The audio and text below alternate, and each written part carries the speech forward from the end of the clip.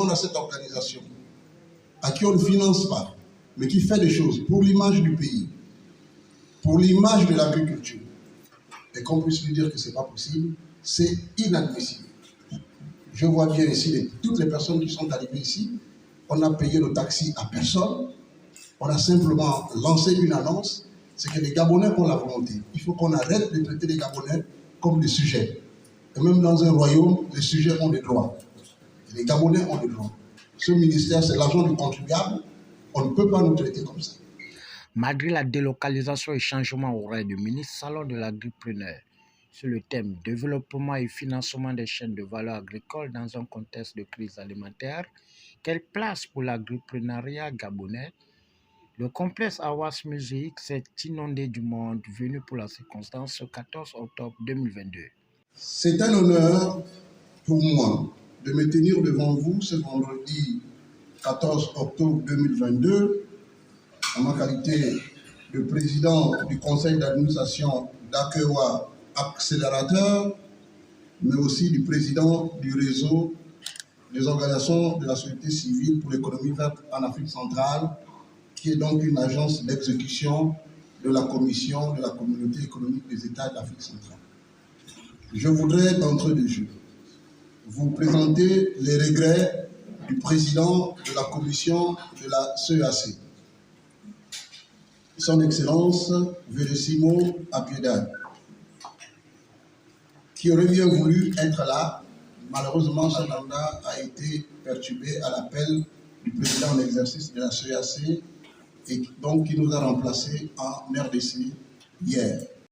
Avec pour thème le développement et le financement des chaînes de valeur agricoles dans un contexte de crise alimentaire et de la Covid-19, quelle place pour l'agripreneur gabonais? Le ministre délégué que j'ai eu, qui malheureusement le lendemain devait voyager, mais une solution aurait pu trouver.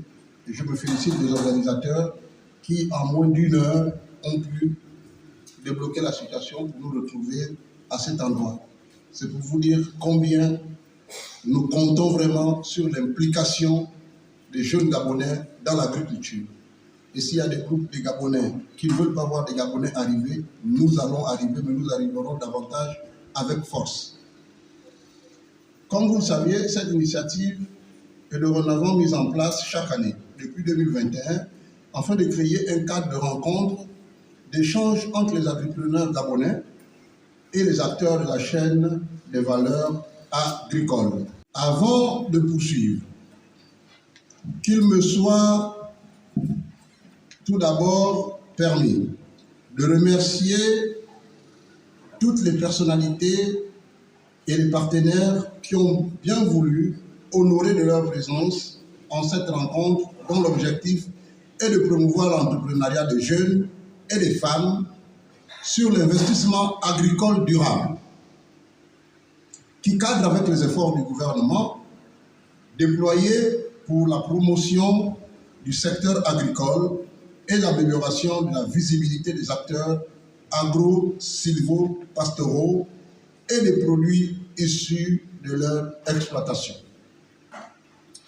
Vous le savez, chers participants, le Gabon a annoncé depuis quelques jours la validation de sa certification au crédit carbone. Ces crédits carbone sont captés dans les forêts gabonaises. Je voudrais rappeler que la forêt fait partie, sa protection fait partie d'un droit fondamental inscrit dans le préambule de sa constitution. À cet effet, c'est le lieu ici de lancer et maintenant un appel au chef de l'État pour qu'il y ait toute la transparence sur la vente de crédits carbone.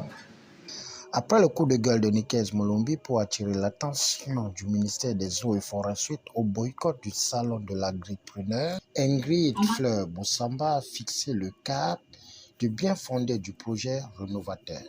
En ma qualité de coordonnatrice de la seconde édition du ministère de l'agripreneur, organisée depuis 2021. Par ma voix, le conseil d'administration d'Akewa Accélérateur le comité d'organisation de la 2e édition du mini-salon de l'agripreneur souhaite la cordiale des bienvenus à tous les participants de cette 2e édition. Organisée, comme je le disais, en amont depuis 2021 sur la thématique « Les services agroécologiques et climatiques au bénéfice de la sécurité alimentaire au Gabon ».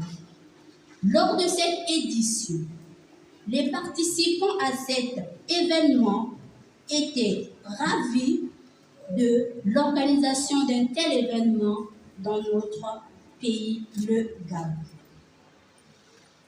À cette occasion, ils ont émis plusieurs problématiques, notamment la question du financement. C'est dans cette optique que l'accélérateur de croissance AKEWA a dédié comme thématique de cette année le développement et le financement des chaînes de valeur agricoles dans un contexte de crise alimentaire. Quelle place pour l'agripreneuriat gabonais?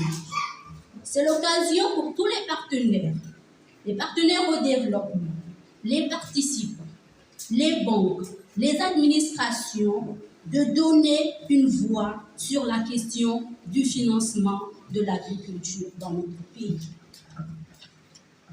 Comme nous le savons tous, l'agriculture est un secteur clé dans notre pays, car son développement permettra d'atteindre l'autosuffisance alimentaire, comme souhaité par les plus hautes autorités de notre pays. Face aux enjeux à venir, Fabrice Django, durant ce mini-salon de l'agripreneur, n'a pas hésité de donner son point de vue. L'objectif est de valoriser, promouvoir l'investissement des jeunes, des femmes dans le secteur agricole. Quand je parle d'agriculture, je parle d'agriculture de naissance. Je parle aussi de pêche, je parle aussi d'élevage. Alors, le mini-salon de l'agripreneur s'est vu donc ce grand rendez-vous du donner et du recevoir entre les agripreneurs, l'administration, le secteur privé.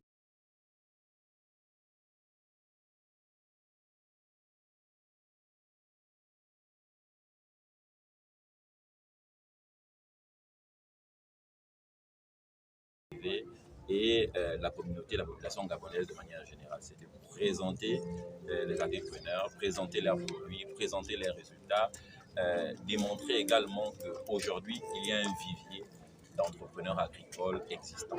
On a lancé plusieurs initiatives dans notre pays, telles que le programme Graines.